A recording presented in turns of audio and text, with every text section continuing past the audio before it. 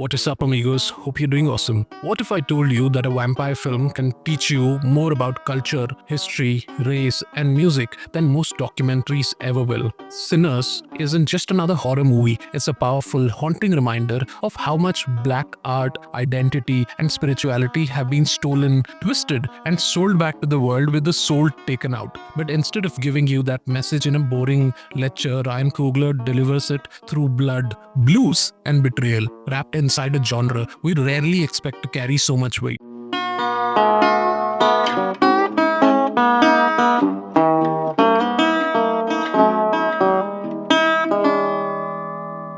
So, set in 1932 Mississippi, this Southern Gothic horror brings together the horrors of the supernatural with the real, lasting horrors of America's racial past. We follow twin brothers, Elias Smokemore and Elias Stackmore, both played with incredible depth by Michael B. Jordan, as they return home from Chicago to start a juke joint. They're hoping to build a safe space for music, memory, and community. But things don't stay peaceful for long. Their cousin Sammy, a blues prodigy, has a strange gift. His music doesn't just move people, it wakes something ancient, something dangerous. Vampires begin to circle, drawn not just by blood, but by the power of culture. And in their leader Remick, played by Jack O'Connell, we meet a new kind of monster, one that doesn't just bite, one that consumes the soul of a community for its own profit. Visually, the film is stunning, but I have a note to add here as an Indian moviegoer. I watched Sinners on one of Bengaluru's first IMAX screens, PVR Forum Mall, now Nexus Mall in Koramangala, Bangalore. While I was excited to experience the film in IMAX digital, it was a bit of a letdown. The screen felt dim and some of the night scenes were almost completely lost. That's disappointing, especially for a film like this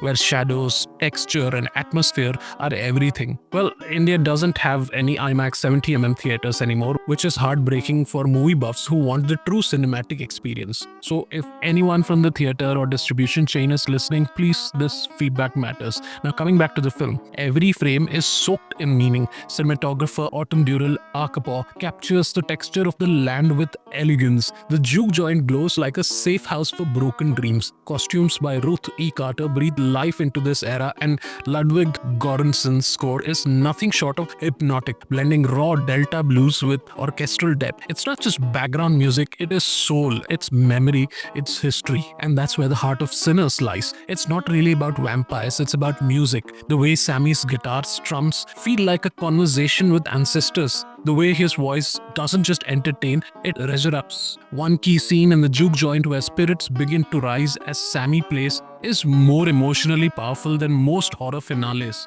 Because this film isn't scaring you with monsters, it's scaring you with truth. Truth that so much of black history and creativity has been stolen, drained by those who saw value in it, but never respected its roots. The vampires and sinners are the cultural parasites of history, and that's what makes this film so brilliant. It's not subtle, and it doesn't need to be. What hits even harder is the religious tension. Sammy's struggle with the Christian upbringing and the way blues was demonized as devil's music adds another layer of conflict. But Coogler flips that idea. In Sinners, the devil isn't the one playing the blues, it's the one taking it away. The film gently critiques the way institutional religion often silenced authentic cultural expression, especially in colonized or enslaved communities. And speaking of colonialism, this theme resonates deeply with us here in India too. We may not have had juke joints and blues, but we've seen the same kind of cultural theft, haven't we? Our stories, our art, our knowledge, our Kohinoor. So much of it filtered through colonial lenses and repackaged for Western consumption. Sinners might be American in setting, but the emotion hits globally. And then there's the brothers, Smoke and Stack, one rooted in love, the other tempted by power.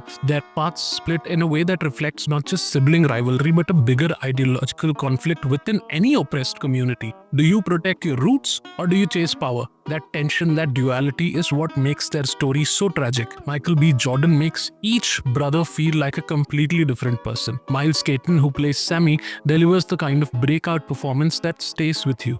Delroy Lindo brings his usual gravitas. Wunmi Mosaku is quietly powerful, and Jack O'Connell's villain isn't loud but terrifying in how calmly he invades, co-opts, and corrupts. These performances don't scream at you, they slowly creep under your skin. The historical setting of 1932 Mississippi brings another layer of pain. It's the Jim Crow South. Racism isn't hidden, it's law. Every glance, every silence, every piece of land has a story soaked in blood. The Jew joint itself is built on what was once a sawmill where black men were tortured. That detail isn't just thrown in, it matters because this land remembers, and that's what this film keeps reminding you. Ghosts don't need chains and moans. Sometimes they live in music, sometimes they live in memory, and sometimes they live in us. As someone who loves cinema, Sinners gave me everything: genre thrills, stunning visuals, incredible performances, and a message that refuses to be forgotten. It doesn't try to be comfortable, it tries to be true, and in doing so, it becomes unforgettable. This is not just a horror film, it's a cultural eulogy, a resurrection, a warning, a prayer, and a celebration. If you love stories that challenge, inspire, and linger long after the credits roll, don't miss this one. Thank you for watching us today. Bye-bye.